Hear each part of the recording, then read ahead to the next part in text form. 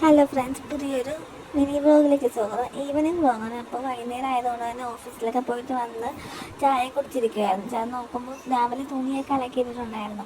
അപ്പോൾ തുണിയൊക്കെ ഉണങ്ങിയിട്ടുണ്ട്. അപ്പോൾ അമ്മ പറഞ്ഞു കുറച്ച് പോയി തുണിയൊക്കെ എടുക്കാൻ പറഞ്ഞു. അപ്പോൾ തുണിയൊക്കെ പോയി എടുത്തു. അകത്തേക്ക് വന്നു കഴിഞ്ഞപ്പോൾ ഉടനെ ചൂലൊക്കെ എടുത്ത് അകമൊക്കെ ഒന്ന് അടിച്ചൊക്കെ വാരി കഴിഞ്ഞ് അടുക്കളയിൽ ചെന്നപ്പോൾ കുറച്ച് പാത്രമൊക്കെ ഉണ്ടായിരുന്നു അടുക്കളയിൽ. അങ്ങനെ എല്ലാ പാത്രവും കൂടി എടുത്ത് കഴുകിയൊക്കെ വെച്ച് കഴിഞ്ഞ് നോക്കുമ്പോഴാണ് ഫ്രിഡ്ജിൻ്റെ ആ ദോശമാവ് ഇരിക്കുന്നത്. വൈകുന്നേരത്തേക്ക് കഴിക്കാനൊന്നുമില്ല. അപ്പോൾ രണ്ടുപേരും ട്യൂഷന് പോയേക്കുക. ട്യൂഷന് കഴിഞ്ഞ് വരുമ്പോഴേക്കും അയ്യോ വിശക്കണമെന്ന് പറഞ്ഞായിരിക്കും വന്നെ. പിന്നെ ആ ദോശമാവൊക്കെ എടുത്ത് പുറത്ത് വെച്ചു. രാവിലെയും ഇഡലിയും സാമ്പാറുമായിരുന്നു. അപ്പോൾ ഇഡലിയും സാമ്പാറും ചമ്മന്തിയും ഉണ്ടായിരുന്നു. ചമ്മന്തിയും സാമ്പാറും എടുത്ത് ചൂടാക്കി മാറ്റി വെച്ച് കഴിഞ്ഞപ്പോഴേക്കും ദോശമാവ് എടുത്ത് പുറത്ത് വെച്ച് കുറച്ച് നേരം വെച്ച് കഴിഞ്ഞപ്പോൾ തന്നെ ദോശമാവ് എല്ലാം സെറ്റായി. അത് കഴിഞ്ഞ് നമ്മളെ ചീനച്ചട്ടി എടുത്ത് ഗ്യാസ് സ്റ്റൗവിന് കൊടുത്ത് വെച്ചു. എണ്ണയൊക്കെ തൂത്ത് കഴിഞ്ഞ് ദോശമാവ് ഒഴിച്ചു.